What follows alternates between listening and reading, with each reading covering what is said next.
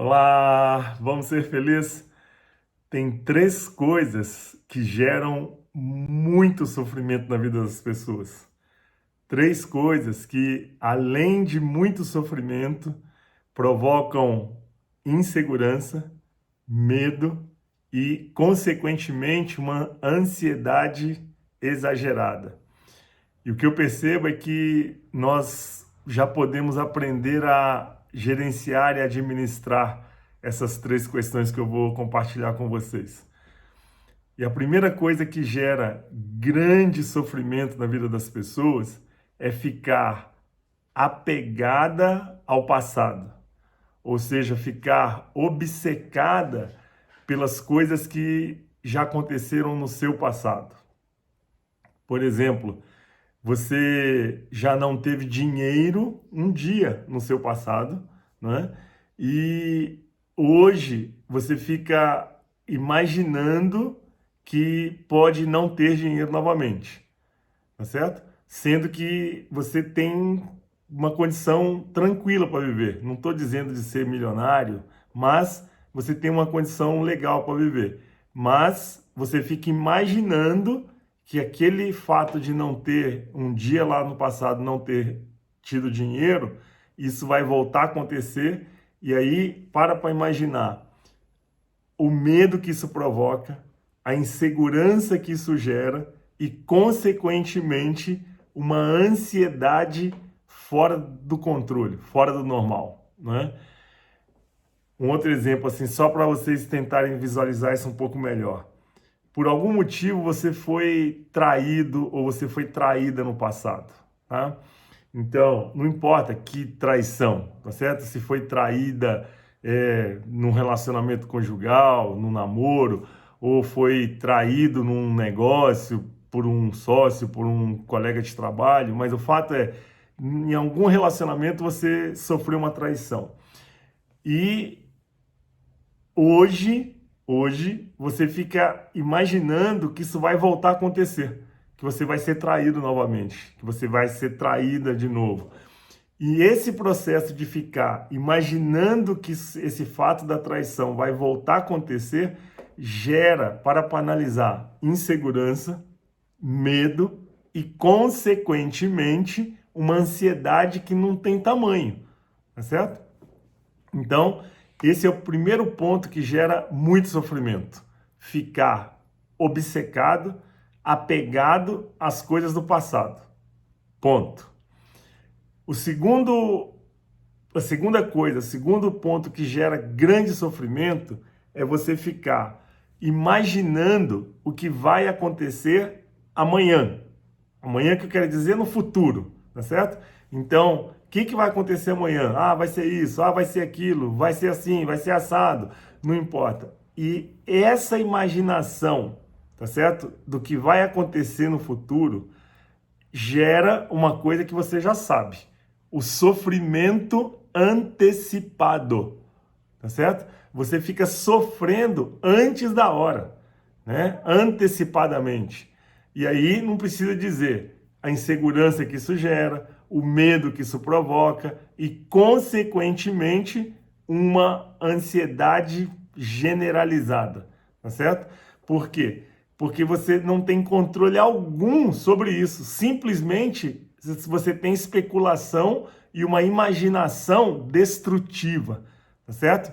Do que vai acontecer amanhã.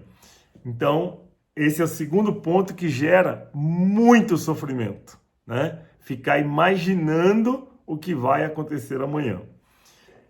E a terceira coisa que gera muito sofrimento,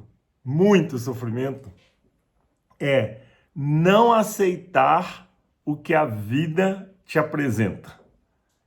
E aí eu quero ampliar um pouco essa história, porque eu vou falar de vida, tem gente que quer dar outro nome, então pode chamar de Deus, tem gente que quer dar outro nome, pode chamar de consciência maior, não importa o nome que você vai dar para isso, tá certo? Mas o fato é, você não aceitar o que a vida te apresenta, você não aceitar ou resistir, né, ter uma resistência tremenda ao que Deus está te apresentando para vivenciar nesse momento, né?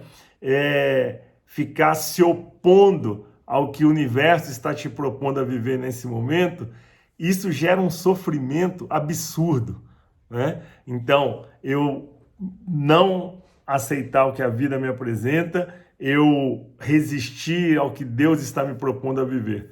Vou dar só um exemplo para não alongar demais, tá? Nesse momento, tá certo? Que nós estamos em 2020, junho de 2020, o universo, Deus, a vida está nos apresentando uma coisa que se chama Covid-19, tá certo? Além de toda a parte de que você tem controle, que é higiene, máscara e toda essa parafernália que vocês sabem qual é, que mais você tem controle? Nada. Tá? Então você começar a ficar com raiva do coronavírus, ficar resistindo, brigando, meu, é um absurdo, olha o que está acontecendo, né? O que isso provoca?